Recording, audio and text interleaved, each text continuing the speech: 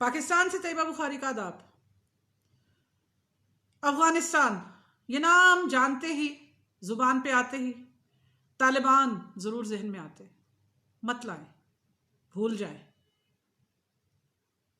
ना तो हम तालिबान के खिलाफ कोई बात करेंगे, ना ही उनकी हमायत में कोई बात करेंगे। ये दोनों लफ्ज जानबूझ के वाज़ेह तौर पे मैंने बयान किए। हम सिर्फ और सिर्फ अफगानिस्तान में बसने वाले करोड़ों आवाम की बात करेंगे और दुनिया को इन करोड़ों आवाम की बात करनी होगी।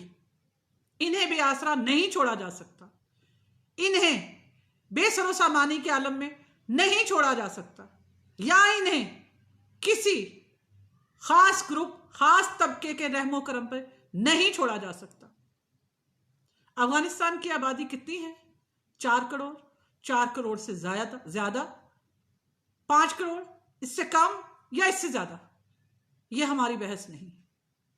लेकिन यह हमारी बहस का मौजू जरूर है कि इस वक्त अफगानिस्तान में करोड़ों इंसान भूख का शिकार हो चुके, गुर्बत का शिकार हो चुके हैं, और गुर्बत भी वो वाली जो शदीद तरीन है, बदतरीन है।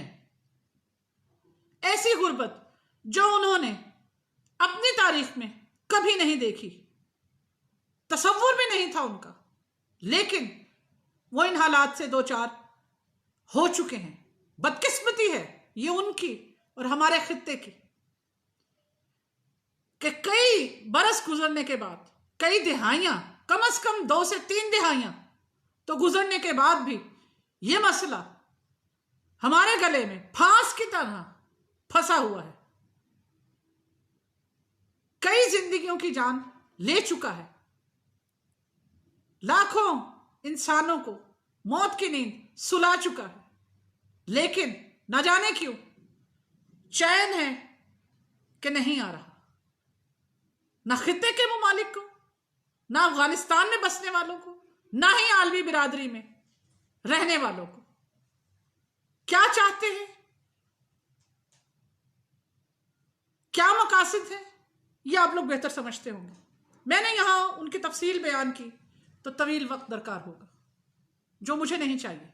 मुझे सिर्फ और सिर्फ यह बयान करना है, मौसम की शिद्दत बढ़ती जा रही, अफगानिस्तान में भूख बढ़ती जा रही, बच्चों की अमवात का सिलसिला शुरू हो चुका है। बहुत ही जालिम होंगे वो लोग जो ये सब खामोशी से बर्दाश्त करेंगे, देखेंगे या देख रहे हैं। हम नहीं देख सकते, हमारी मजबूरी है। अफगानिस्तान हमारा हमसाया मुल्क है। किसी के भी स्टेक्स, कोई भी वहां पे अपनी सरमायाकारी किसी ने भी की होगी, किसी भी मुल्क के मफादात होंगे। हमारे मफादात वहां के अवाम के साथ, अपने मुल्क के साथ। वहां बदअमनी का मतलब यह है कि हमारे मुल्क में बदअमनी, वहां पे चैन का मतलब है पाकिस्तान में चैन। हम कीमत सबसे ज्यादा अदा कर चुके, हजारों जानें हमने गंवाई, बदतरीन बदअमनी हमने देखी, कुर्बानियां फिर कभी गिनवाएंगे। अभी सिर्फ मसाइल पे बात, सिर्फ इतना दोहरा देना काफी है कि अफगानिस्तान में जो इंसानी अलमिया जन्म ले रहा है, वो शाम और यमन के बहरान को भी पीछे छोड़ देगा। आलमी कुव्वतों को हंगामी बुनियादों पर गौर करना होगा।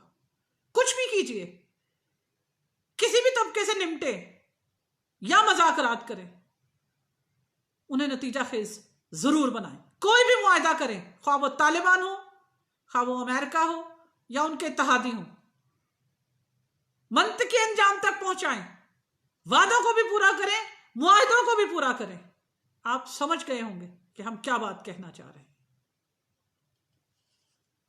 मुझे यहां आलमी बैंक की स्टेटमेंट की सिर्फ चंद लाइनें आपको बयान करनी है, फिर मुझे IMF की भी मौकफ की चंद लाइनें यहां पे बयान करनी है, और फिर मुझे पाकिस्तान का मौकफ क्या है वो मैंने आपको बता दिया, और पाकिस्तान वहां पे क्या कर रहा है वो भी आपको हमने बताना है। दिल्ली में भी अफगानिस्तान के हवाले से कॉन्फ्रेंस हुई, उसकी भी चंद लाइनें मुझे आपके गोशगुजार करनी। तेजी से बढ़ते हैं मालूमात की दुनिया की तरफ और अफगानिस्तान के हालात की तरफ। मेरे साथ साथ चलिए और सुनिए, समझिए, कोशिश कीजिए कि शायद हम किसी नतीजे पे पहुंच सके। आलमी बैंक ये कह रहा है कि अफगानिस्तान की इमदाद बहाल नहीं हो सकती। साफ और वाज़ेह अल्फाज आपकी तवज्जो के मुतकाजी हैं। आलमी बैंक ये कह रहा है कि अफगानिस्तान की इमदाद बहाल नहीं हो सकती।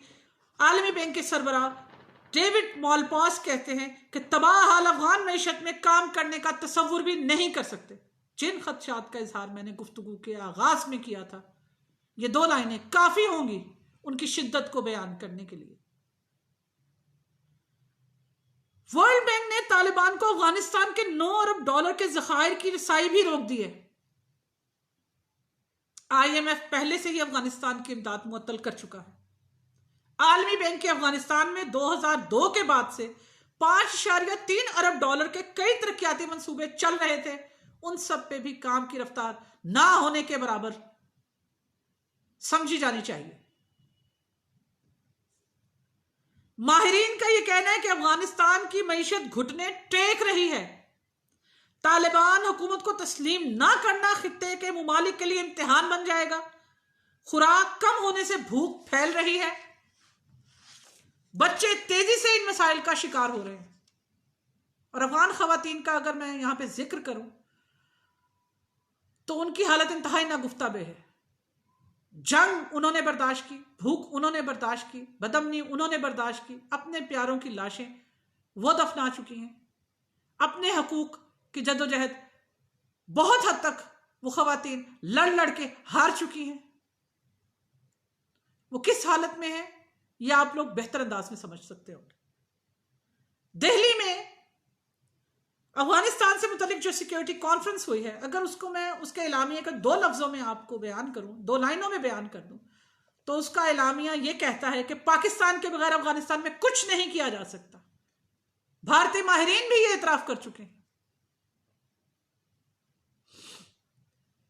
अब आप लोग भी गौर कीजिए क्यों कहा जा रहा है ये। वजह साफ जाहिर है।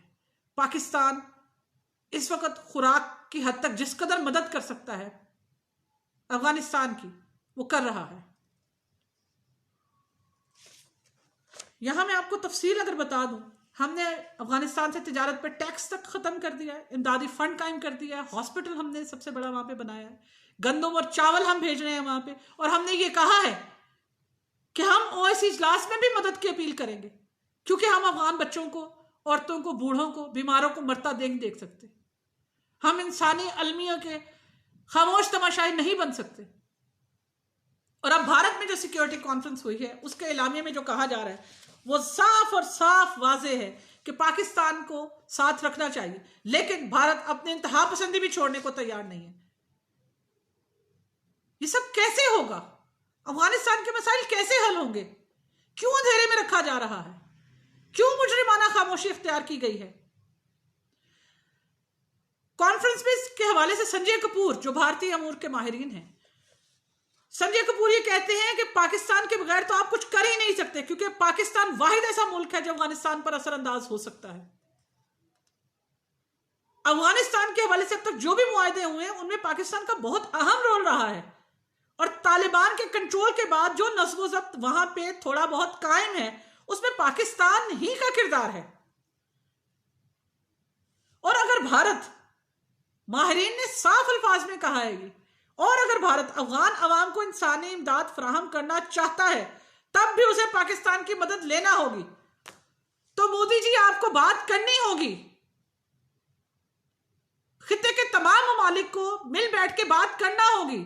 सार्क के प्लेटफॉर्म को गैर मुअस्सर किन ताकतों ने किया? सार्क के प्लेटफॉर्म को मुतहर्रिक करना होगा। इस खित्ते के मसाइल को इस खित्ते में रह के हल करना होगा।